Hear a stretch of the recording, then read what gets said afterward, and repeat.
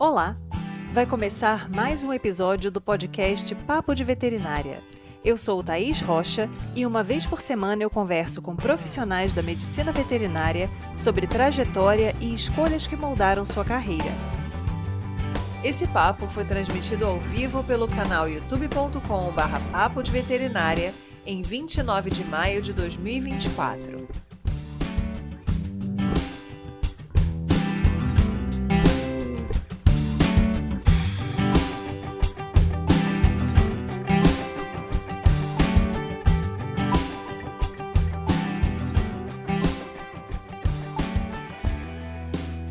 Venha conhecer mais sobre o processo seletivo e a atuação de médicos veterinários na Polícia Militar. Nossa convidada, Marina de Brito, nos conta como surgiu a ideia de fazer o concurso para PM de Belém, do Pará, como é sua rotina de trabalho no canil da corporação e como o trabalho do médico veterinário se integra, inclusive, em ações sociais utilizando os animais. Não deixe de curtir e compartilhar com seus amigos que também têm interesse ou curiosidade pela área. Vamos juntos? Seja muito bem-vinda, Marina. Eu que agradeço estar aqui, obrigada pelo convite, é uma honra sempre falar do que a gente gosta de fazer, né? Marina, você tem uma trajetória que passou pela reprodução animal e hoje em dia você está na Polícia Militar. Então, o que te motivou a buscar esse concurso da Polícia Militar? Então, na verdade, assim, tudo foi muito fluindo ao longo da minha carreira, né? Nunca foi um planejamento meu de graduação, a gente nem ouvia falar, não tinha o conhecimento disso. Hoje eu acho que é até bem mais divulgado, né? Tanto que aqui estamos, mas na época da minha graduação mesmo não era uma rotina. Eu, na verdade, cresci convivendo com o militarismo, porque o meu pai era militar da Aeronáutica, hoje ele é da reserva, mas ele era pediatra do Hospital da Aeronáutica aqui de Belém. Então eu cresci acompanhando o militarismo e eu também lutei karatê a vida inteira, que é um lugar onde hierarquia e disciplina, que são os nossos pilares, também são muito enraizados, né? É a base também da arte marcial em si. Então, a hierarquia, a disciplina, o militarismo, os conceitos sempre foram algo da minha convivência desde a infância e que eu admirei, mas nunca foi um plano, eu nunca achei que escolhendo ser veterinária eu também seguiria uma carreira militar, né? E principalmente porque a graduação inteira eu também sempre fui aquela que queria selvagens. E não imaginei que cairia de paraquedas para outra área. Mas quando eu estava na residência ainda, abri um concurso para a polícia e uma grande amiga minha de turma prestou. E eu até perguntei, o que tu vais fazer na polícia? Como é a vida? O que é isso que tu estás fazendo? Eu estava lá em Jaboticabal ainda, não tinha ideia, e ela me respondeu, também não sei, vou descobrir. E ela passou no concurso. Então, quando ela passou no concurso, eu comecei a acompanhar a vida dela, a rotina dela, ver o que era o trabalho, admirar aquilo e meti na minha cabeça. Quando tiver o próximo concurso, me avisa que eu vou prestar. Então, seu planejamento inicial era a área de animais selvagens, mas aí depois você Era fez residência em obstetrícia. O que aconteceu isso. durante a sua graduação que você foi remodelando ali o seu planejamento, ou talvez, né, de repente, obstetrícia em animais domésticos também é um caminho para a reprodução em selvagem, É, mas assim, o que aconteceu não, na trajetória? eu sempre quis trabalhar com selvagens por afinidade mesmo, amo até hoje.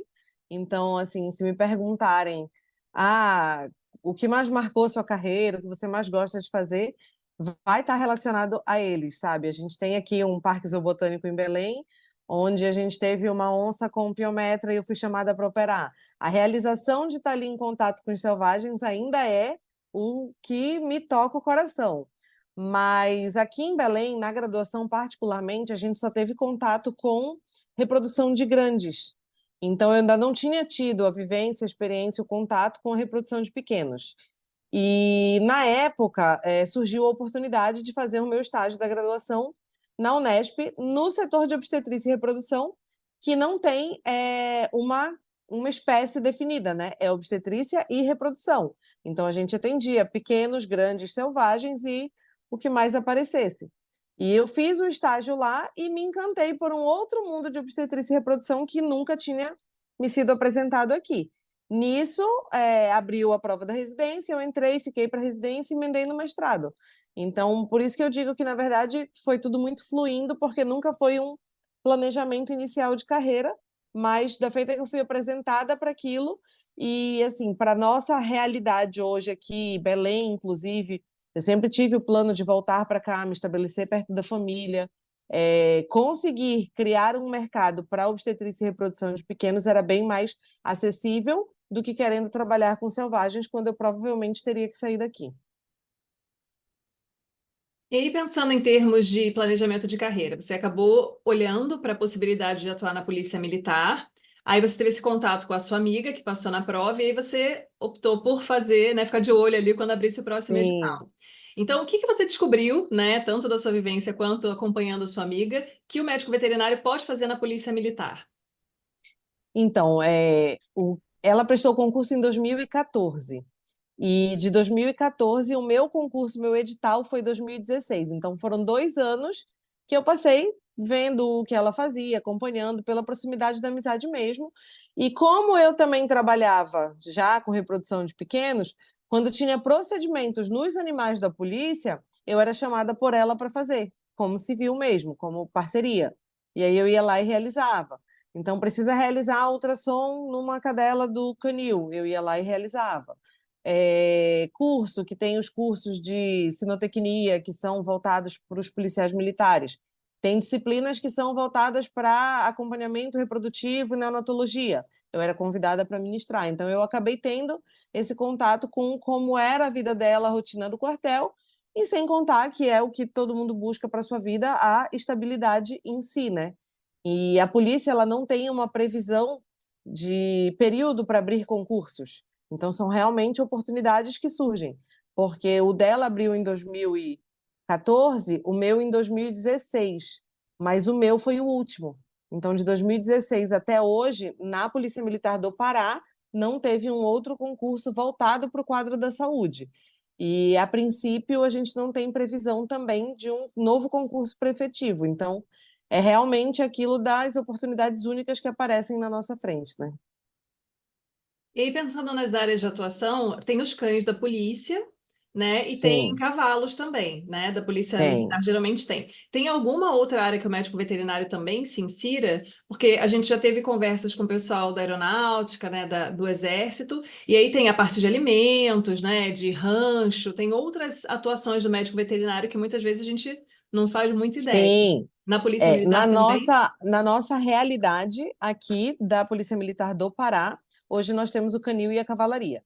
Quando a gente passa no concurso, não é para uma área específica, o que para mim, de certa forma, foi uma dificuldade a mais, porque eu caí na cavalaria.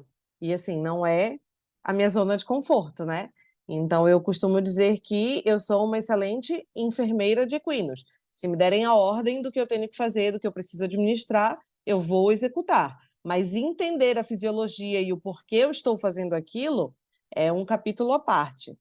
Só que em 2020, a polícia aqui teve um problema com a licitação, com a compra de novos cães, e foi quando optou-se por passar para a reprodução, criar a maternidade do Batalhão de Ações com Cães.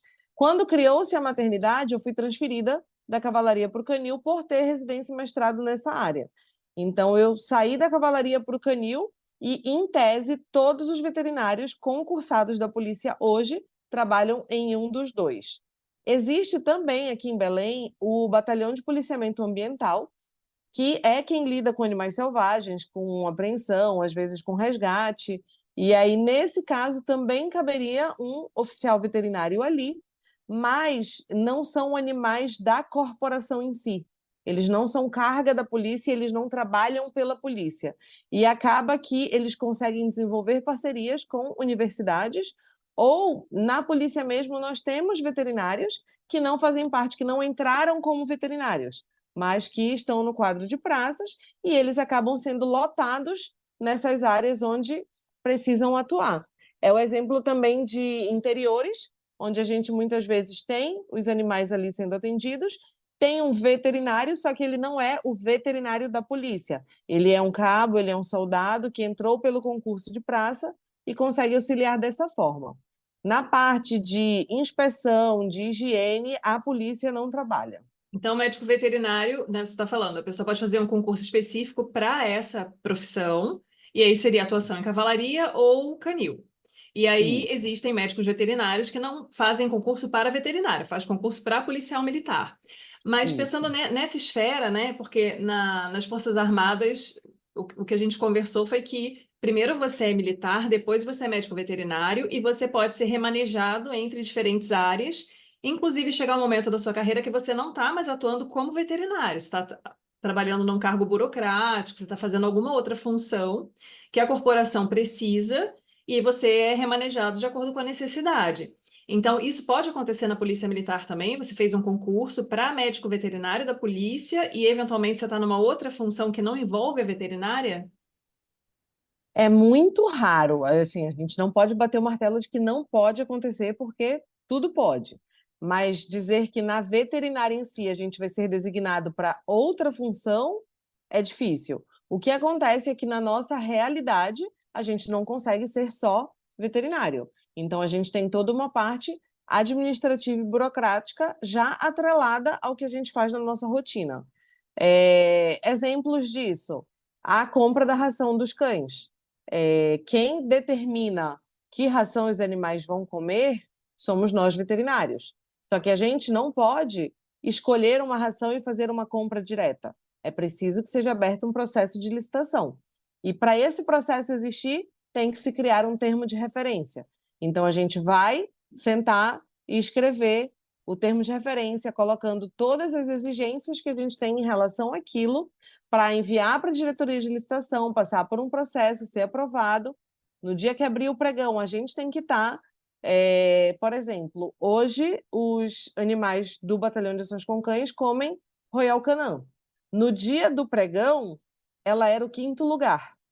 Só que os 4 primeiros lugares que deram lance, eles não atendiam o nível mínimo de exigência que foi solicitado no termo de referência. Se eu não tenho o veterinário participando daquele pregão, o policial militar que está lá, ele não tem a afinidade com a área para poder julgar se aquilo está de acordo ou não. Então, pode deixar passar e, às vezes, não atender o que a gente precisa. Então, por isso, a gente tem que acompanhar tudo. A polícia aqui no Pará, ela tem uma doutrina de policiamento de 4 homens e um cão. No comando de missões especiais, as tropas especializadas vão trabalhar com 4 homens. No nosso caso, que é canil, são 4 homens e o cão. Imagina caber numa viatura 4 homens mais um animal para sair num policiamento, numa missão.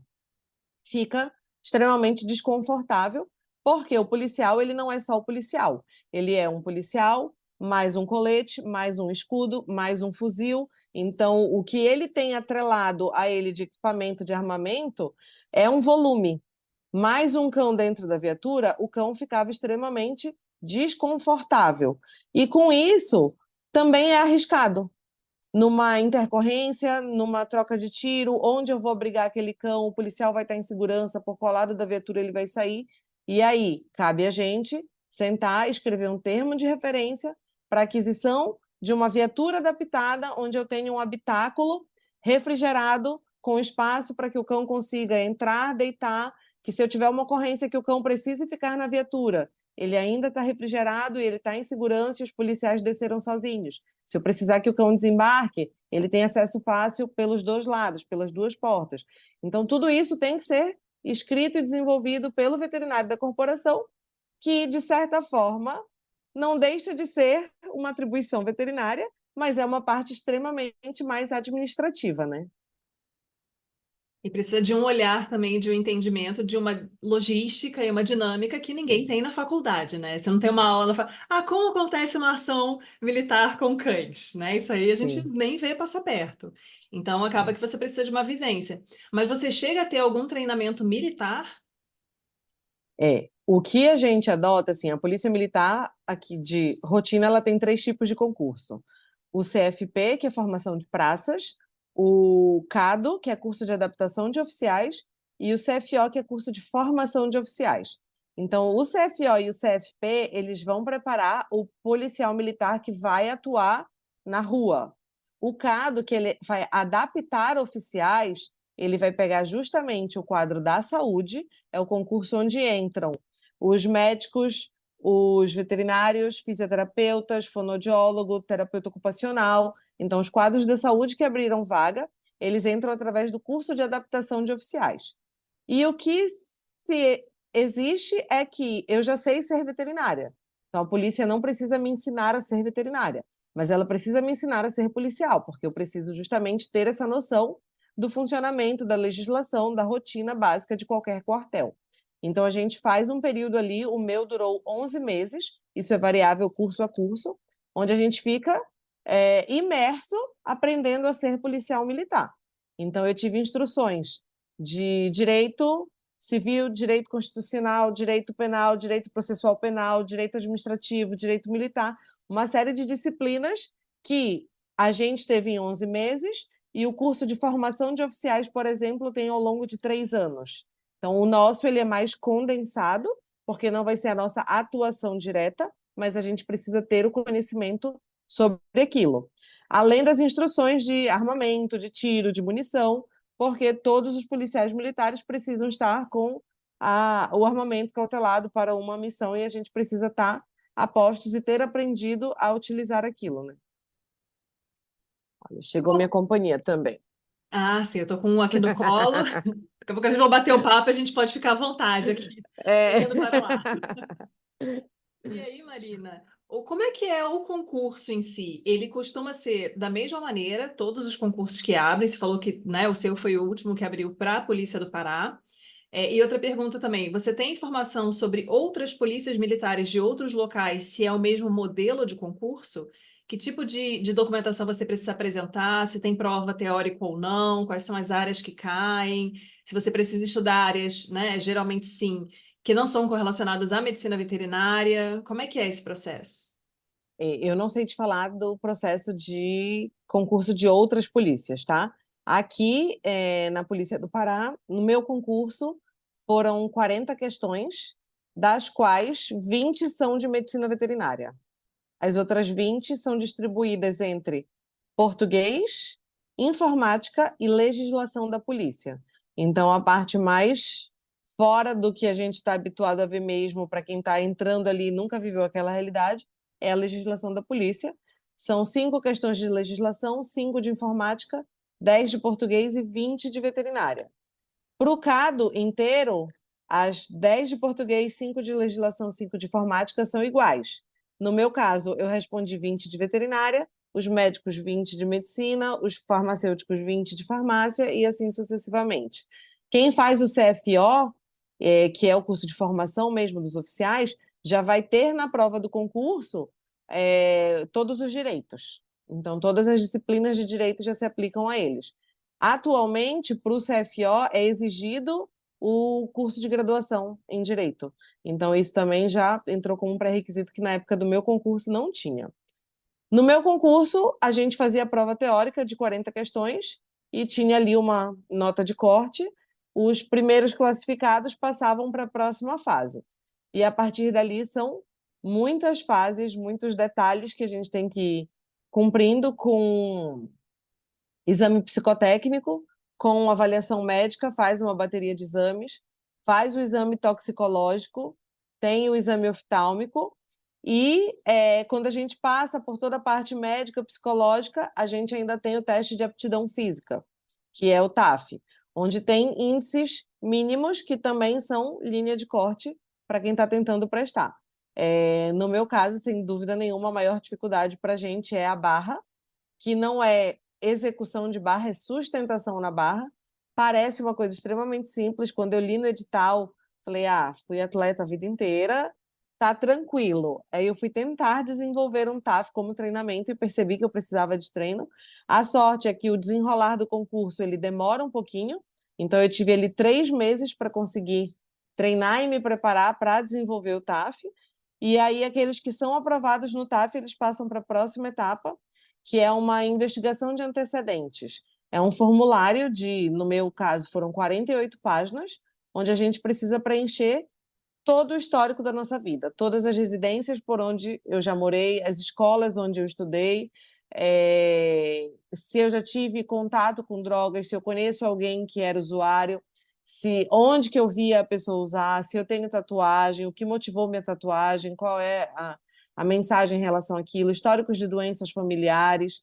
Então, tem um questionário bem longo sobre a nossa vida, o teste psicotécnico e aí sim a avaliação de currículo também, para somar na nota final do concurso.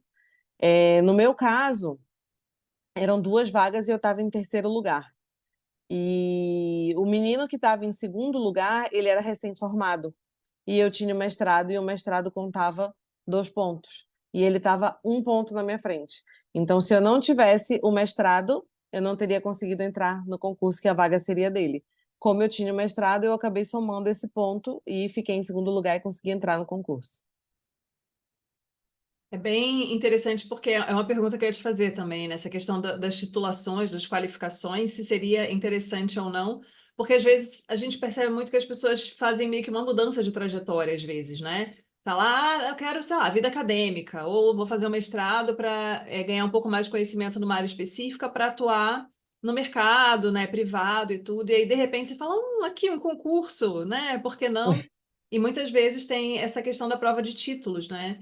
E é Sim, interessante a gente saber se isso conta ou não, né? E como é feita essa avaliação, exatamente porque às vezes vale a pena você investir numa titulação que te dá uma gama ali de possibilidades sim, mais ampla do que, né? A é. pessoa que não tem o título, né? Eu, particularmente, entrei no mercado também só seguindo um rumo, porque a gente sai da residência. A grande verdade é essa, né? A gente sai da graduação para o e agora, sou desempregado, e aí entrei numa residência. Terminei da residência desempregada, e aí eu já emendei num mestrado que tem a bolsa. Concluí o mestrado com a única certeza de que eu não faria um doutorado na minha vida, porque não é para mim, o meu perfil não se encaixa.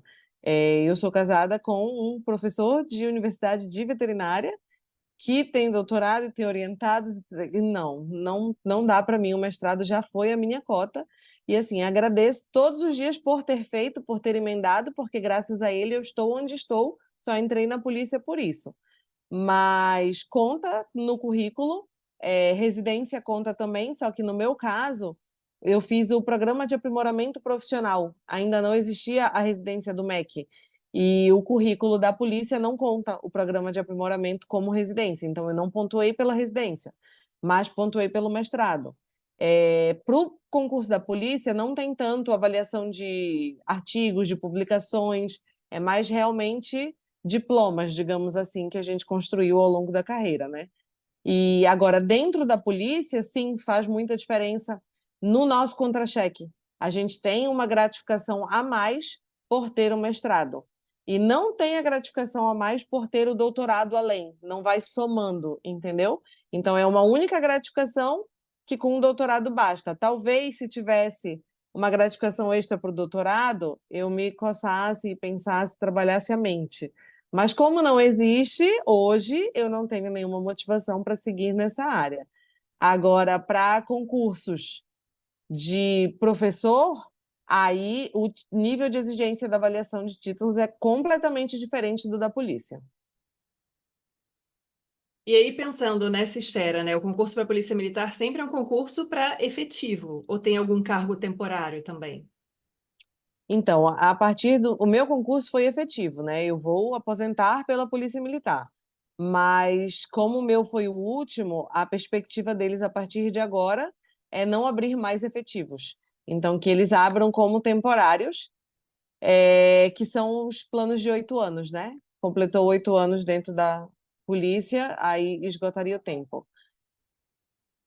Tem seu lado bom, tem seu lado ruim. O que a gente mais vê aqui, enquanto temporários, a chance de abrirem mais vagas é maior. Então, talvez ajudasse entrando mais veterinários de uma vez para compor o quadro, né?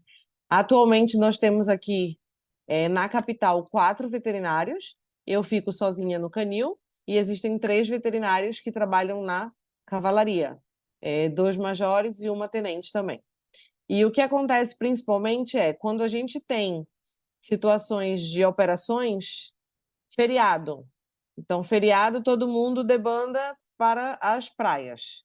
Aí vai reforço de policiamento para as praias, e os cavalos vão junto com a cavalaria para reforçar esse policiamento. Portanto, o veterinário tem que ir acompanhando. Então, quando a gente pega nos reforços de operações, se eu mando um veterinário para cada praia para veraneio, já fica um sozinho na capital para o sobreaviso 24 horas por dia para qualquer problema que dê com qualquer equino. E aí fica um pouco mais puxado para quem está sozinho aqui. No meu caso, eu estou sozinha no canil. Então, o meu sobreaviso é 24 horas por dia, 7 dias por semana. Qualquer problema que acontecer no canil vai ser comigo. Os veterinários da cavalaria assumem o canil quando eu estou de férias, quando, por qualquer motivo de saúde, recentemente eu precisei ficar afastada por apendicite, eles assumem a escala. Ou no caso que vai acontecer agora, a partir de julho de novo, eu vou sair de licença maternidade, e aí são 6 meses que eu fico afastada. E aí imagina que são 3 veterinários na cavalaria para tomar conta do sobreaviso. Cavalaria, canil, viagens, operações, e a gente tem equinos no interior que precisam fazer os testes de AIA e mormo, então tem viagem para lá eventualmente também, e com mais veterinários fica um serviço mais fluido e mais tranquilo para todo mundo. E aí, pensando nessa questão, né, de atuação dentro da corporação, você fica sozinha no canil, e aí você dá conta de todas as áreas necessárias para os cuidados com esses cães, se precisar de uma cirurgia, porque a sua especialidade é a reprodução, né? Mas se precisar de um procedimento cirúrgico, procedimentos clínicos, profiláticos, tudo fica por sua conta? É, é, as coisas se misturam um pouquinho, né? Como eu sou responsável técnica por um hospital veterinário que é meu, fica um pouco mais fácil administrar isso. Porque eu sempre digo que a gente não precisa saber de tudo, a gente precisa conhecer quem sabe. Então, quando a gente pode recorrer aos amigos, às pessoas, tudo fica mais fácil. Cirurgia geral, sim, todas são comigo. A veterinária, que é major, que trabalha na cavalaria, ela também trabalha com pequenos, inclusive ela é especializada em odontologia veterinária, então todos os procedimentos odontológicos do canil são feitos por ela. E, por exemplo, as anestesias também. Se eu tiver um paciente no canil que ele tem uma demanda mais específica, eu já tenho uma cadela que ela já está prestes a se aposentar e eu vou precisar fazer um procedimento nela com uma avaliação cardiológica, eu vou precisar de uma anestesia diferenciada, a gente chama um anestesista para aquele procedimento. Os mais novos, procedimentos mais simples, são realizados por mim, pela major ou pelo outro major e atendente também. Mas, de forma geral, ortopedia, não entendo nada. Oftalmologia, eu não entendo nada. Então, existem áreas onde eu passo completamente batido e eu vou recorrer aos amigos pedindo um apoio, pedindo atendimento. Por vezes, eu já tive surtos de problema dermatológico no baque, e aí eu socorro com a dermato lá da clínica e digo, olha, me ajuda, por favor, tem algum dia que tu possas ir lá? E aí ela vai até o batalhão e faz o check-up dermatológico de todos que estão em crise. E eu tenho um cachorro que foi para uma operação, voltou claudicando, a gente faz o tratamento base, não melhorou, eu peço para o ortopedista da clínica, olha, posso mandar um cachorro do BAC hoje? E aí eles dão um apoio. Então, por ter o hospital, fica tudo muito mais fácil para a minha realidade. Nas outras polícias que eu já visitei, que não passam pela mesma coisa, eles acabam recorrendo à parceria com as universidades. É como se levassem no hospital veterinário da universidade para uma área que o atendimento já foge muito do que eles estão capacitados para fazer, né? Isso é uma questão importante porque a gente sabe que não dá para você dominar absolutamente todas as áreas, né? Senão fica aquela história do pato. Você não nada direito, não voa direito, né? Não anda direito. Então, assim, a gente geralmente tem uma área que a gente tem mais conforto ali de atuar, que a gente tem mais conhecimento, mais vivência. E para as outras coisas, é aquela teoria básica mais importante do que saber ter o telefone de quem sabe, né? E ter aquela rede Exatamente. ali de consulta. Mas é bom porque aí também não passa aquela percepção, né, de que de repente você tem que ser o super, né, Master Blaster da galáxia, que é realmente uma coisa muito difícil, principalmente quando você não tem 85 anos de carreira, né? Que talvez alguém consiga chegar nesse nível lá no finalzinho quando já vivenciou muita coisa. Sim. E aí, Marina, como é que É. é a sua rotina de trabalho? Um dia de trabalho seu, existe um dia típico, é muita aventura e loucuragem, cada dia é uma coisa diferente? Só complementando também em relação ao assunto anterior, eu acho que, na verdade, muito está relacionado a alinhar as expectativas. Então, eu faço o melhor que eu tenho com o melhor, o melhor que eu posso com o melhor que eu tenho.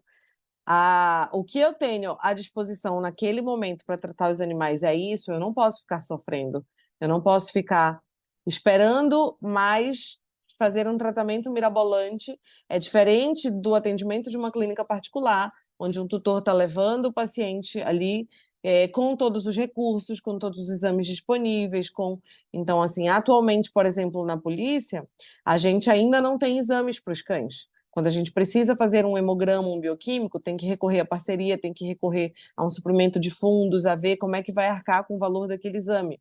A gente está já nas vias de assinar o credenciamento de laboratórios, mas enquanto isso não acontece, eu fico de mãos atadas.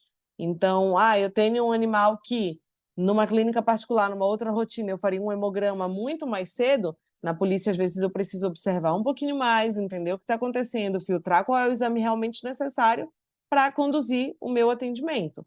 O que eu posso fazer, eu faço. O que eu não posso fazer, eu vou recorrer a qual é a melhor forma de aquilo ser feito, onde sempre, em último caso, na verdade, onde a prioridade sempre vai ser o bem-estar do animal. Então, a gente vai prezar por isso e fazer da melhor forma que aconteça, mas não necessariamente tendo os melhores recursos e a melhor estrutura, como se a gente estivesse num hospital particular, porque não dá para comparar, né? Mas, falando da rotina, assim, do dia a dia, atualmente, eu trabalho sempre com um auxiliar veterinário à disposição e trabalho com voluntários civis, que são cargos que são abertos para uma determinada da faixa etária, 19 a 21, 22 anos, exige o ensino médio, tem uma série de outras exigências, e o que acontece hoje é que a polícia não aceita estagiários.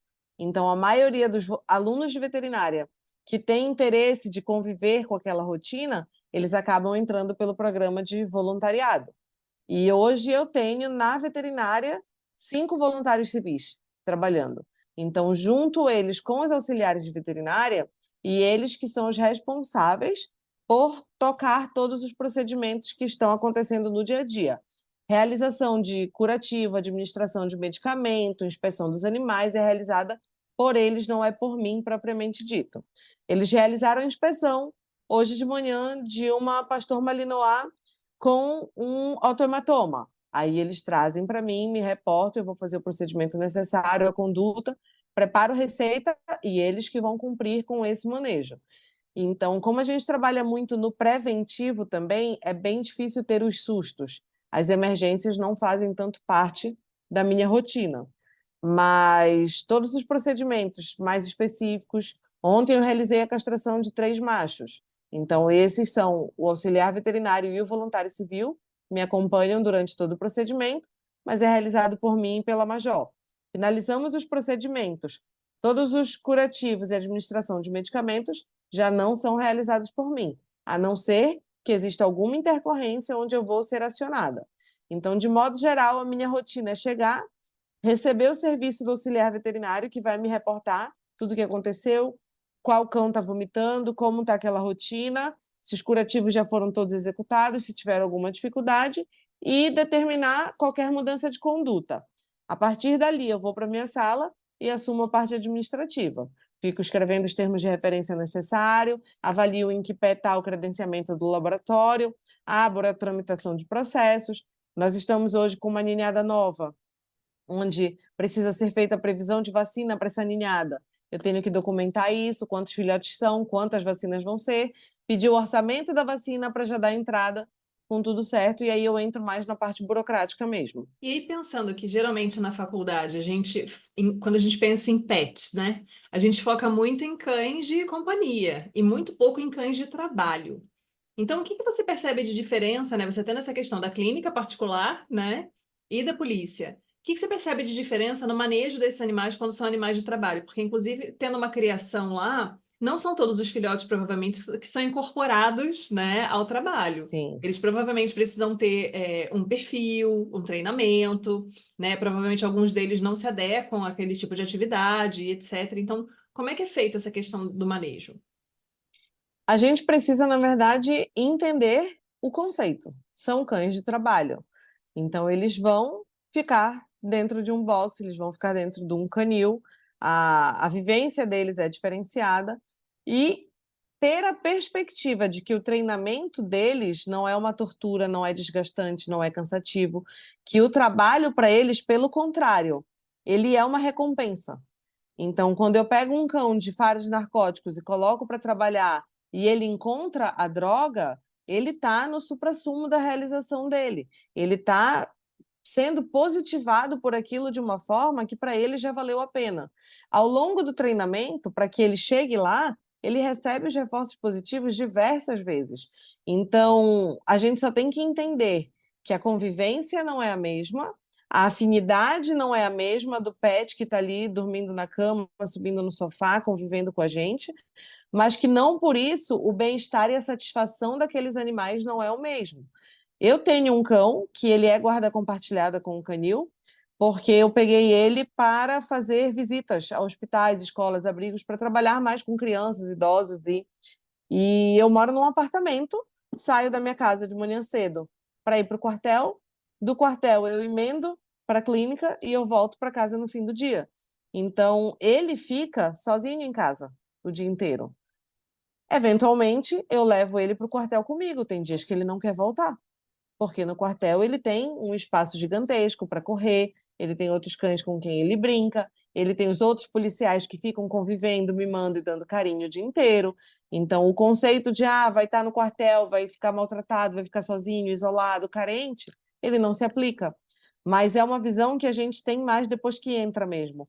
Porque de fora existe ainda um preconceito muito grande com a exploração dos animais, com eles estarem ali ganhando comida por trabalho, e não é essa a realidade. Tanto é que o meu gosta muito de estar no quartel e às vezes se sente mais confortável estando lá do que na minha própria casa. Então, cada um vai ter o seu foco, sua atuação. De uma ninhada, de fato, não são todos que são aproveitados.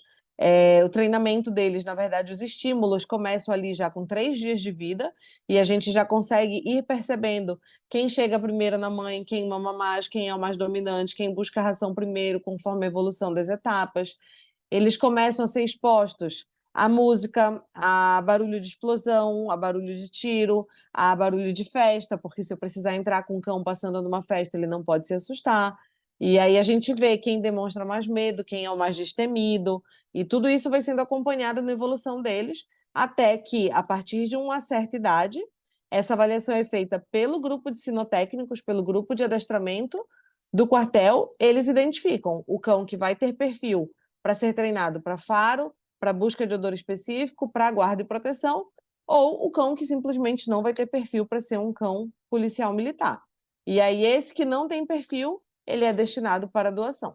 Eu fiquei pensando, né? Você falando, as pessoas têm muito preconceito, muita preocupação com relação ao bem-estar e algumas pessoas provavelmente julgam, né? Nossa, que absurdo, o cão trabalhando, né, para ser alimentado. Mas assim, o que que a gente faz? Você tem Exatamente. uma função que você executa para ganhar um dinheiro e a diferença é que você vai no mercado e compra o que você quer, e o cão come aquilo que o veterinário determinou. As Então, pessoas assim, costumam julgar que é uma escolha nossa e que o cão não teve escolha, ele foi colocado ali à força. Mas eu garanto que muitas vezes ele é muito mais feliz que muitos humanos nos seus respectivos empregos. sim. Nem todo mundo tem opção, né? Isso é uma questão, e são animais que vêm sendo, né, selecionados há bastante tempo para serem animais com essa função, né, Sim, específica. Então, assim, já existe toda uma configuração, inclusive genética, que favorece o animal estar bem adaptado nessas condições.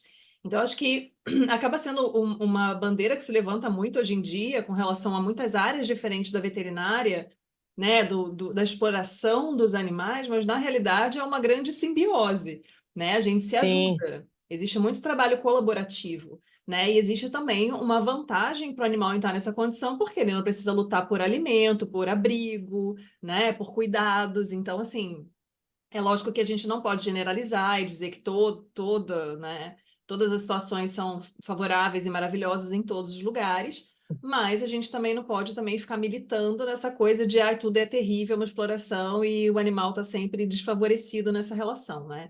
Então, acho que é uma questão assim, importante da gente trazer, sim. porque, né, essa visão social, ela acaba sendo às vezes um fator limitante, né? Eu trabalho com grandes animais, então a gente vê muito isso, né? Ai, o pobre cavalo que está sendo obrigado a carregar uma pessoa nas suas costas e tal. Então, enfim, né? Questões que Sim. surgem aí.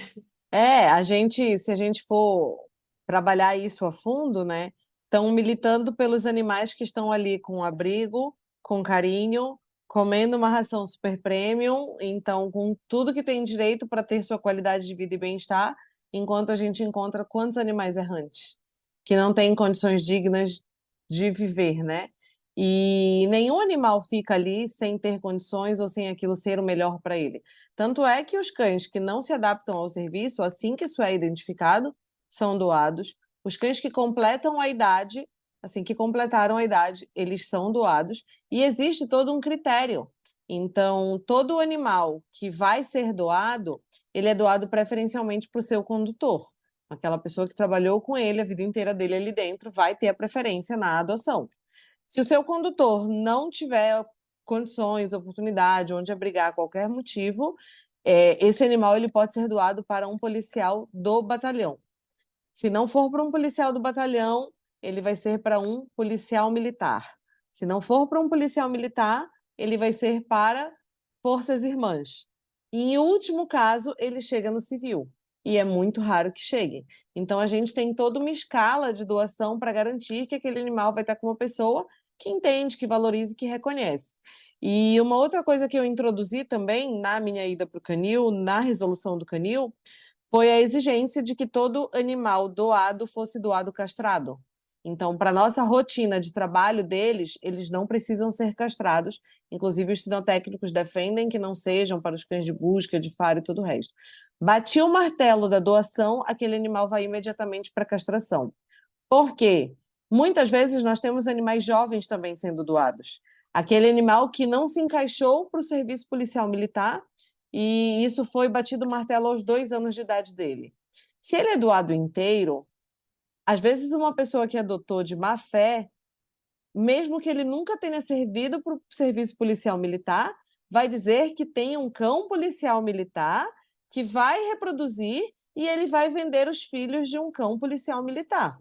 Então, a primeira coisa que a gente faz é vedar a reprodução desses animais para que não haja exploração em cima deles em função do nome de serem cães policiais.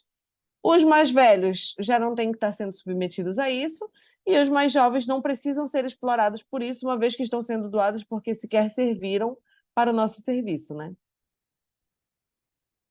Essas dinâmicas são bem interessantes e é essa questão, né, que você tinha comentado antes, de precisar estar dentro dessa configuração para entender, né, quais são os requisitos e o que é importante, porque às vezes levanta-se a bola de que, ai, mas para que está colocando essa exigência aqui? Não tem necessidade. Sempre que existe uma exigência, aconteceu alguma coisa Alguém, antes que fez com que aquilo fosse pensado, tipo, isso aqui não vai ter para onde correr, né?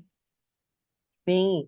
E assim, é engraçado que as pessoas às vezes criticam e levantam a bandeira de não ter o cão ali, não explorar o cão ou não, mas eu sempre digo assim que às vezes existe um pouco de hipocrisia nisso, porque se um dia você precisar da atuação do cão e você ver aquilo funcionando, você vai querer recorrer a isso.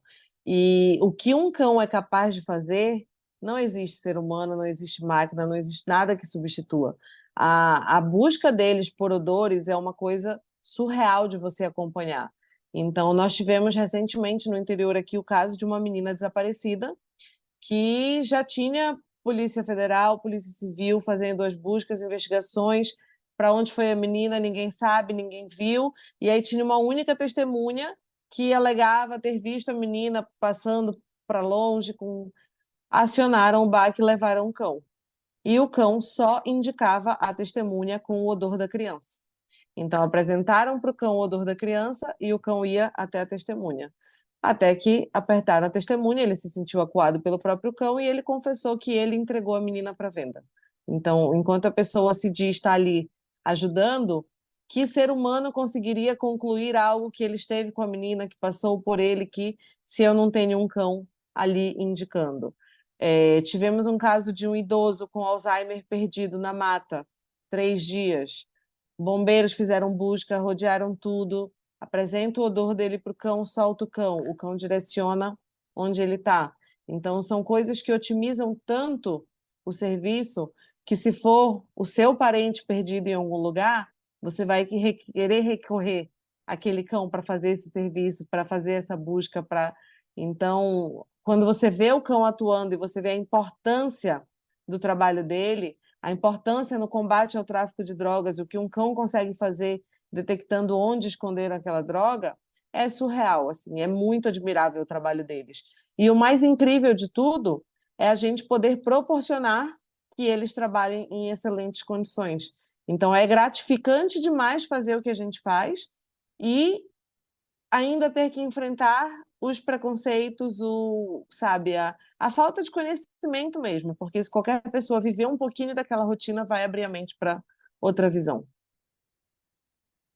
E você chegou a comentar que vocês fazem trabalhos, às vezes, não sei se seria um trabalho de conscientização, ou, enfim, em escolas, né? Chegam a acontecer essas visitas, né, de policiais em instituições para divulgar como é feito o trabalho, exatamente para a sociedade civil ter esse entendimento de qual é o papel. Porque eu acho que todo serviço militar, ele sempre tem o risco de cair na mídia com uma cara que às vezes não agrada muitas pessoas. Embora toda vez que, foi o que você falou, quando a gente precisa, é para onde a gente recorre, é para onde tem que recorrer mesmo, mas às vezes tem um questionamento do valor, né? Ou aquela questão de, houve um caso de corrupção, ou uma pessoa que fez um negócio, né, reprovável, e aí toda a corporação acaba ficando com a imagem comprometida. Então vocês chegam a fazer esse trabalho de divulgação. O que eu sempre explico é que não é da profissão, é do ser humano.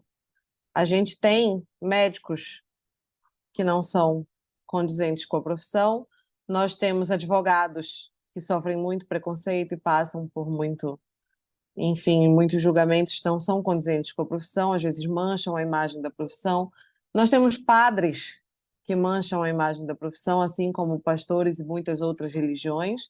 E nós temos policiais militares, sim, que mancham a imagem da profissão. Isso é do ser humano. Vai ter o ser humano que é ruim em qualquer profissão que ele escolha, e nem por isso todo mundo tem que pagar por isso, nem por isso todo mundo não é condizente com a sua atuação. Mas são, na verdade, duas atuações distintas. A gente tem, sim, grupos de trabalho da polícia que fazem essa mobilização social mesmo, né, conscientização, que estão em escolas. Nós temos programas de combate ao uso de drogas na adolescência, nas escolas. Nós temos outros tipos de programas de apoio familiar, de suporte. Então, a polícia atua muito, sim, também no lado social e mostrando seu valor e sua importância. Mas eu, particularmente, o trabalho que eu faço com as crianças, creches e tudo, ele já é um outro trabalho. Desde 2021, nós começamos a fazer no final do ano essas visitas, já entrando na área de terapia assistida por animais. A terapia propriamente dita, a gente ainda não consegue executar, porque ela é aquela que ocorre com os multiprofissionais. Então, eu teria que ter um fono, um TO, uma físio fazendo acompanhamento de uma mesma criança com aquele mesmo animal por várias sessões e acompanhar o desenvolvimento dela. Isso a gente ainda não consegue executar, mas está sendo criada uma diretriz para isso. Por outro lado, nós executamos as atividades assistidas por animais, que são aquelas que podem ser pontuais, que não requerem um acompanhamento contínuo de um único paciente, que são essas visitas. Então, o objetivo das visitas que eu realizo ele é voltado para o bem-estar da equipe, daquele hospital, daqueles pacientes e dos familiares. Ele não está voltado propriamente dito para conscientizar como é o trabalho da polícia e o trabalho do Batalhão de Ações com Cães. Mas eu visito o Hospital Oncológico Infantil, Hospital Oncológico Adulto, Hospital de Trauma Infantil. Então, são ambientes onde o clima, até para a própria equipe que está executando aquele treinamento, ele já é um clima muito pesado, e que uma única visita de um cão ali, um dia de presença do cão ali, já muda completamente. Nós temos histórico de pacientes de UTI que não desciam da cama há 15 dias, e quando viu o cão entrar na UTI, pediu para descer, pediu para sentar no tapetinho com ele, interagir, brincar. Nós temos uma senhora num abrigo de idosos que não sai do quarto para absolutamente nada, então a visita para ela teve que ser dentro do quarto dela com o cão, e quando o cão foi sair do quarto dela, ela quis ir junto com ele para a área comum, e vários outros exemplos, inclusive do hospital de câncer adulto, dos pacientes paliativos, da importância da presença do animal ali para aquilo. Então, indiretamente, tem sim uma mobilização social, porque as pessoas reconhecem a polícia como uma atuação para o bem, né, assim, propriamente dito, não só da proteção e segurança da sociedade, mas atuando numa outra linha de frente, mas não tem aquele trabalho de divulgação do que é a polícia, de como trabalho, de que nós estamos aqui para servir e proteger. É mais literalmente proporcionar aquele bem-estar naquele momento. O que é um trabalho lindíssimo, né? Que é super Sim, necessário. Eu acho que tem a presença dos animais tem esse poder, né? De que muitas vezes ele é capaz de mudar o estado de ânimo de uma pessoa que está numa situação difícil, assim. Então é muito bacana que a polícia tenha essa função. Eu cheguei a fazer visita aqui no município perto de Vila Velha, em Serra, no projeto de ecoterapia da Polícia Militar. Então, quando se consegue estruturar isso, que é um projeto caro, né? Você precisa de vários sim, profissionais, não é algo fácil de viabilizar, mas tem uma função muito importante para a sociedade e para a assistência de pessoas que têm uma série de questões ali de desenvolvimento, principalmente crianças, né? Então, isso é super sim, importante, é um trabalho super bonito e a gente não vê com tanta frequência isso sendo divulgado, né? Como uma das atividades da polícia. Então, é importante que a sociedade tenha essa visão também, né? Que aí o médico sim, veterinário, porque eu lembro que quando eu fui fazer a visita no projeto de ecoterapia, uma colega entrou em contato comigo e falou assim: Ah, eu tô com uma estagiária que vai sair pro curricular e ela queria fazer o projeto dela com ecoterapia. Aí eu falei para ela, eu acho que o papel do médico veterinário em si está muito envolvido com a sanidade do animal, né, com a saúde do cavalo, ver se ele é apto ou não, pelo comportamento e uma série de outros quesitos, mas não tem uma atuação tão efetiva ali nesse aspecto quanto, né, um sim, terapeuta ocupacional, um fisioterapeuta, um fono, né, enfim. Mas tem essa questão, né, de você levar esse animal aos locais e ter essa assistência social, né, que é super sim. importante. Aqui nós temos a ecoterapia também, mas uma grande diferença está justamente nisso que você mencionou agora.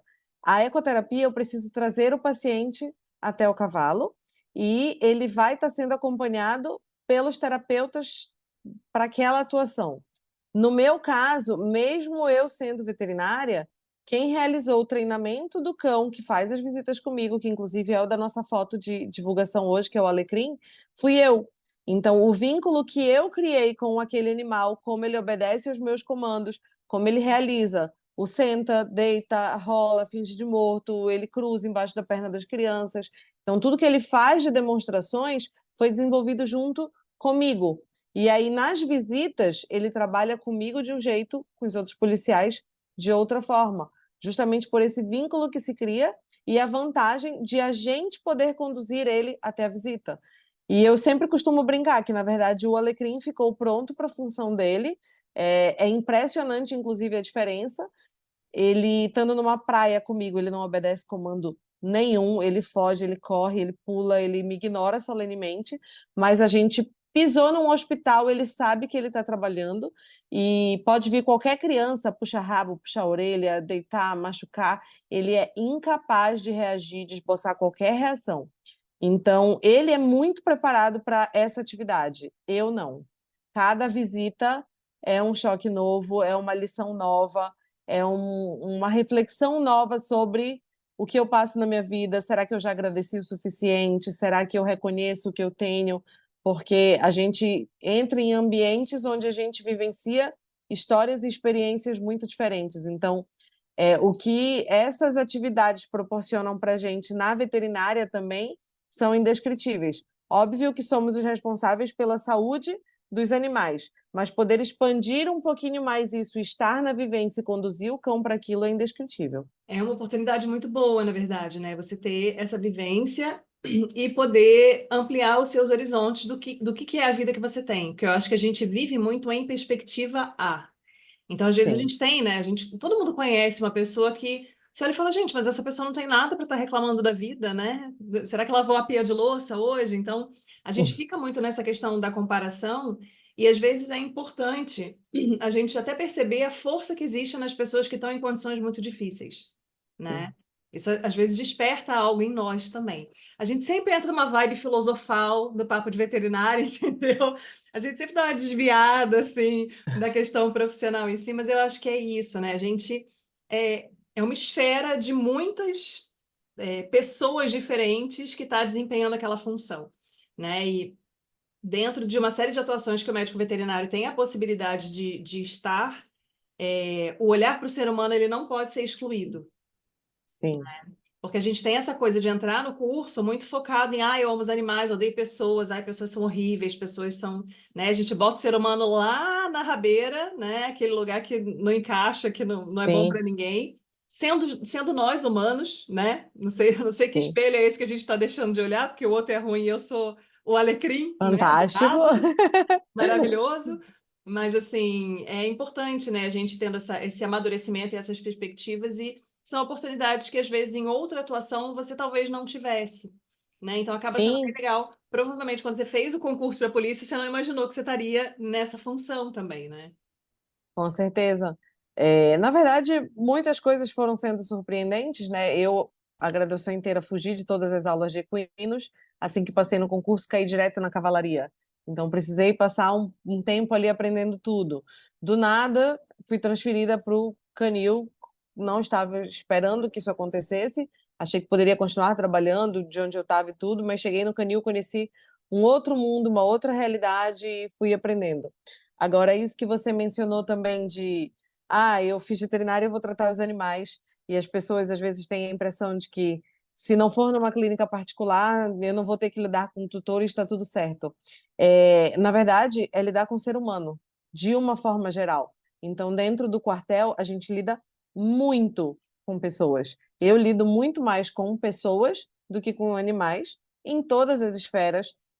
Os nossos comandantes mudam, cada um tem um perfil, tem uma forma de atuação, tem o que acha ser melhor para aquele momento, e você pode concordar ou não com aquilo, mas você precisa vestir aquela camisa. Então, existe alguém comandando ali que você tem que estar do lado, que você tem que dar o suporte e dizer sim, senhor, e saber dizer sim, senhor. Da mesma forma, a gente também enfrenta o contrário de, querendo ou não, a gente tem uma tropa de policiais, onde eu entro como mulher e veterinária. Então, às vezes, eu já sou vista como, não é um policial de verdade, ou não está naquela área de atuação. Logo que eu entrei para o canil, eu tive uma dificuldade disso, de você dar uma ordem, aquela ordem não ser acatada, e você precisar tomar providências. E na época a policial chegou comigo, pediu para reunir, me pediu desculpas, falou que tinha se equivocado, não sabia onde estava com a cabeça, e eu falei, olha, eu entendo, eu aceito as tuas desculpas, por mim está tudo bem, mas eu não posso deixar de abrir o procedimento, porque se eu deixo de abrir, quem sou eu aqui dentro, de que forma eu vou me impor, como vão me enxergar? Então, eu lido muito mais com as pessoas de todas as esferas, desde o alto comando até quem está entrando lá, o voluntário civil, e são personalidades distintas. Então, eu digo hoje que, na verdade, a gente, enquanto ser humano, tanto faz na lida da clínica particular, do quartel, a gente já não pode mais ter o meu jeito de ser. A gente tem que ter a percepção do jeito de ser do outro e entender de que forma eu vou lidar com aquilo. E no militarismo, muitas vezes a gente enfrenta isso. A gente enfrenta o que a gente chama do R-Quero, aquele regulamento do manda quem pode, obedece quem tem juízo, e eu preciso entender como acatar aquilo da melhor forma e fazer da melhor forma o meu serviço também. E isso vai estar como eu recebi uma ordem, como eu vou delegar essa ordem, como fazer encaixar na lida com pessoas. Porque, apesar de os animais serem animais um pouco mais com potencial para machucar, muitas vezes machucam bem menos do que seres humanos em várias situações, né? Com certeza. E apesar de ter sido desafiador, como você já comentou, você acha que existe uma diferenciação, assim, uma mulher entrando na corporação e um homem? Você acha que ainda tem um pouco dessa questão do machismo, da gente enfrentar um pouco mais de dificuldade para se colocar? Ou é uma situação de você, um elemento novo chegando e tentando se posicionar dentro de uma esfera de que, às vezes, uma pessoa hierarquicamente abaixo questiona o seu lugar ali? É mais ou menos como assim, pode ser até outra mulher me questionando, só que ela está na polícia há 20 anos e eu tô há 7. Então, ela tem muito mais tempo de polícia que eu e eu cheguei lá dando ordem para ela. Quem sou eu para dar ordem? Mas as nossas portas de entradas foram diferentes e a minha atribuição é aquela e faz parte daquilo. Então, eu preciso, às vezes, quando a gente entra, assim, a gente muda do mundo civil para o militarismo, pode causar uma estranheza. Poxa, tem pessoas lá de 50 e tantos anos, 60 anos que viram para mim, ah, a senhora isso, a senhora aquilo, e aí a gente fica assim no início, meu Deus, porque eu sou senhora e dá vontade de chamar de senhor também, mas aí você vai entendendo que aquilo é a alma do funcionamento da Polícia Militar, que é desse jeito, que é a nossa doutrina, que é os princípios básicos. A sustentação está na hierarquia e disciplina e que isso faz parte. Então, ter diferença ainda por ser mulher, particularmente na área da saúde, eu acho isso menos intenso, porque a nossa área de atuação ela já não depende muito do sexo. Para o policial de rua, quem entra através do CFP e do CFO, o último concurso que abriu do CFO foi o primeiro onde conseguiram derrubar a separação por sexo. Então, a divisão de vagas ser 30% para mulheres e 70% para homens, isso foi derrubado. Agora eu tenho 100% das vagas para seres humanos. Se você for o melhor, você entra. Porque antes eu tinha mulheres com uma nota acima dos homens que não entravam simplesmente porque o número de vagas para mulheres tinha acabado. E graças a Deus isso não existe mais. Então vai da capacitação técnica de cada uma. E, obviamente, isso reflete também na corporação. A gente não pode fingir que não existe a diferença das aptidões de desenvolvimento de trabalhos, porque existem sim. Mas, da mesma forma que eu preciso de trabalhos sendo executados por homens, tem muitos trabalhos que as mulheres executam de forma bem melhor. E no serviço de rua, nas abordagens, eu não vou ter um homem abordando uma mulher e fazendo a vistoria nela, a varredura nela, não vou ter. Eu vou ter uma mulher designada para isso. Então, tem serviços e serviços, inclusive do administrativo, que vão ser melhor desempenhados por uma mulher. Agora, se vai ser uma mulher ou um homem fazendo aquilo, hoje, graças a Deus, já depende só da competência de cada um, já não é uma questão de designar a vaga mesmo. Para o quadro da saúde, nunca teve a diferença de sexo para entrar. Então, eu acredito que seja onde a gente sente menos essa diferença. A gente acaba sentindo um pouquinho mais por ser da saúde, naturalmente, e por sermos muito mais novos do que muitos deles que já têm mais experiência ali dentro. Os antigões ficam, às vezes, com um certo preconceito e uma ressalva, mas aí a gente entra, vai fazendo o nosso serviço, vai mostrando a nossa importância ali dentro e a gente consegue. O exemplo arrasta, né? E aí você tinha comentado lá no início, eu acho que é importante reforçar, como acaba sendo interessante você já ter um pouco dessa modelagem da vida de atleta, né, que tem essa questão da Sim. disciplina, e do exemplo da vida de militar, do seu pai, né, de você viver essa rotina, para você se adaptar com um pouco mais de facilidade para a rotina na polícia militar. Porque eu cheguei a conversar com a Paloma, né, quando a gente falou sobre a atuação Sim. náutica, sobre essa questão de, às vezes, ser um entrave você esbarrar nessas questões hierárquicas. Às vezes, tecnicamente, você, por exemplo, não recomendar um procedimento, mas o seu superior olhou e falou, não, é assim. E aí, aquele esquema, né? Manda quem pode, obedece quem tem juízo. E é isso, você vai viver com isso porque faz parte do funcionamento da corporação, né? Então, Sim. você acha que... eu costumo perguntar, assim, né? O que que são características pessoais do convidado que de repente são interessantes para a atuação que ele está hoje em dia, porque tem características que são nossas que facilitam um pouco a gente se inserir em determinados meios. Então, além desses, Sim. você pensa em mais alguma questão que você acha que favoreceu essa questão de você entrar na Polícia Militar? Eu acho que, assim, na verdade, isso é um trabalho mental nosso, né, de como saber lidar, mas eu costumo dizer muito que as pessoas às vezes, pecam por querer ter a razão. Então, a gente tem sempre escolha na vida. Tudo na vida é uma escolha. E eu quero escolher ter razão ou eu quero escolher ter paz? Eu preciso escolher ter paz. E eu preciso fazer isso de uma forma que eu tenha respaldo. Então, por exemplo, se eu chego no ponto de dar uma ordem técnica de que aquilo é o que precisa ser cumprido e a minha ordem técnica não foi escutada, ouvida ou praticada por uma vontade de um superior meu, não tem problema nenhum. Eu vou dizer o sim, senhor, mas eu vou me respaldar. Como eu me respaldo? Escrevendo. Entra a nossa parte administrativa. Que na data tal foi recomendado assim, assim, assado, e ainda assim não foi acatado, porém a recomendação foi dada, assino ciente tal e tramito para o meu comandante. Então, quando chegar lá na frente e tiver qualquer problema relacionado a isso, eu estou respaldada, eu estou tranquila. Não adianta eu ficar sofrendo e eu ficar brigando por uma ordem que foi dada por alguém, e aí talvez isso seja uma característica minha que tornou muito mais fácil a facilidade em obedecer. Então, saber que a gente vai passar por isso e que faz parte do serviço.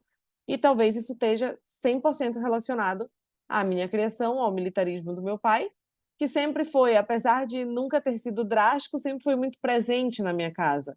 Eu sempre fui a pessoa que tinha horário para usar telefone, que tinha horário para usar computador. A internet ainda era discada, fazia todo aquele barulho, né? Então, assim, era até 10 horas da noite. Se o meu pai perdesse a hora, tá distraído com outra coisa, e eu continuasse ali, a internet caísse, só dele ouvir aquele pi, já era, opa, hora de dormir. Então, a gente sempre teve horário para tudo em casa. O karatê também sempre colocou isso na gente, e eu lutei por mais de 15 anos. Então, foram duas coisas realmente que eu coloco na minha base da minha criação que fizeram toda a diferença para que eu entendesse, aceitasse e me adaptasse ao militarismo. Porque, de fato, para um civil que nunca viveu nada parecido, entra num mundo completamente estranho, completamente diferente, e tem muito mais resistência e sofre muito mais com ter que acatar aquela ordem, entendeu? Eu escolho ter paz. A razão pode ficar com Deus que tá tudo certo, eu vou voltar e vou ficar tranquila. Agora, se for algo onde eu posso interferir ou está prejudicando alguém que é subordinado a mim, daí eu vou comprar a briga. Eu vou buscar alguém, eu vou tentar defender o meu ponto de vista até o fim. Se ainda assim não deu certo, eu sento e escrevo. E eu me respaldo. Então, a gente tem que ter o jogo de cintura e aprender a lidar. Sim. E aí, Marina, você tem alguma sugestão, alguma dica ou alguma reflexão que você gostaria de fazer como forma de incentivo, né, ou de esclarecimento para os médicos veterinários ou estudantes que estão, às vezes, com esse objetivo, com esse foco de passar no concurso para a Polícia Militar? Eu costumo dizer assim, que no ano que abriu o concurso da polícia era algo que eu queria muito, né? Então, eu estava pedindo para minha amiga, olha, quando abrir me avisa, quando abrir me avisa. E no mesmo ano que abriu um outro concurso para a faculdade, para o cargo de veterinário do hospital. E foi em maio. E eu fiz das 20 questões de veterinária, eu acho que 4. E aí eu falei, gente, tem alguma coisa errada. Então, tive 2 meses até o da polícia, onde eu sentei, me dediquei, estudei, fiz tudo que eu podia para conseguir chegar onde eu estou. Então, quando a gente quer, quando a gente tem um objetivo, não basta a gente esperar que vá cair no colo, porque não cai. E a gente sabe que na veterinária os concursos são sempre muito disputados porque eles não são tantos. Não é como no direito, que tem uma variedade muito maior. Então, são concursos sempre muito disputados, são muitas pessoas para uma única vaga, e a gente precisa, no meu caso eram 2 vagas, mas a proporção se divide, né? E a gente precisa ter foco para o que quer que a gente seja. Se eu quero entrar num concurso, eu preciso abrir mão de muita coisa, abdicar e me dedicar e focar para aquilo. Se eu quero trabalhar numa clínica particular, eu tenho que entender que ser bom tecnicamente, hoje em dia, já não é suficiente, já não é mais do que a sua obrigação. a gente precisa trabalhar sempre em busca de um diferencial. Qual é o meu diferencial hoje? O que é que vai me fazer ter sucesso? E eu preciso buscar isso, porque ser bom tecnicamente já é obrigação de todo mundo. Você sair hoje da graduação, fazer uma residência, isso te capacita tecnicamente para o mercado, mas isso não faz de você um bom profissional. Então, o que que a gente tem que fazer, o que a gente tem que buscar, qual é a nossa dedicação? Para o concurso da polícia, eu estudei até as provas de concursos anteriores, para eu entender como eles cobravam da mesma instituição, né, que fez a minha prova. Como eles cobram uma questão, como eles abordam as questões de múltipla escolha, qual é a maior chance de filtrar alternativas para quando eu estiver completamente perdida. Então, a gente tem que adotar estratégias, entender como a gente funciona melhor, e eu funciono muito bem fazendo resumo. Então, é fazendo resumo, é lendo em voz alta, ouvindo o audiobook, o que é que funciona melhor para mim, qual é o meu melhor resultado. Para eu prestar um concurso, eu iria por essa forma. Para minha vida profissional, no geral, o que é que vai me diferenciar? Como que eu vou conseguir chegar mais longe buscando ter algum diferencial? Maravilhosa. Marina, muito obrigada pela sua presença aqui hoje. Foi bacana a gente conseguir ajustar, né, antes do bebê chegar, porque aí depois a vida fica um pouco mais confusa. Então, estou muito feliz de você estar aqui participando com a gente. Eu já estava há muito tempo atrás de alguém da Polícia Militar que pudesse conversar. E eu acho que essa conversa foi muito rica. Você trouxe uma série de elementos ali, coisas até que a gente, né, eu me considero leiga também quando a gente fala, né, apesar de ser médica veterinária, professora. Tem tanta coisa nesse universo que eu nunca tive contato, eu não tenho proximidade, a gente realmente fica muito alheio ao que os colegas estão Sim. fazendo. Então, eu acho que é sempre uma oportunidade muito rica, né, da gente trazer essas vivências, esses exemplos, para o pessoal que está aí no curso não ficar como eu fiquei, tipo, eu amo clínica de grandes e a vida é apenas isso. Se alguém me perguntar o que o cara da inspeção faz, eu não tenho nem ideia. Eu vou ver o cara lá de bota branca e magarefe, né, como se a vida se resumisse aquilo. Então, Sim. muito obrigada pela sua presença. Queria, né, abrir a palavra para você. Se você quiser falar mais alguma coisa, pode ficar à vontade. Não, tá tudo certo, tudo ótimo. Eu que agradeço.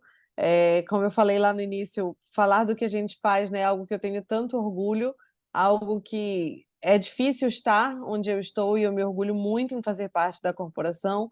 Eu me orgulho muito do que eu faço lá dentro, de cuidar da saúde dos cães, de ter conseguido desenvolver uma maternidade, de hoje estar com uma ninhada ali dentro. Então, eu tenho muito orgulho do que eu faço e é sempre uma honra poder compartilhar isso, falar e estimular outras pessoas a entrarem também, né? Porque é realmente muito gratificante entrar nessa carreira e seguir por isso. Então, te agradeço o convite, agradeço também a flexibilidade, né? Que logo, logo eu já vou estar tendo um bebê e aí ia ficar realmente mais difícil. Que bom que já deu tudo certo da gente conversar. Foi extremamente agradável e se precisar para qualquer outra situação, pode contar comigo também. Este foi o Papo de Veterinária. Obrigada por ficar conosco até aqui. E não esqueça de compartilhar com seus colegas que também gostariam de saber mais sobre a profissão. Toda quarta-feira temos vídeos novos no youtube.com/papo de veterinária. E às segundas-feiras estarei aqui com vocês para mais um episódio. Até lá!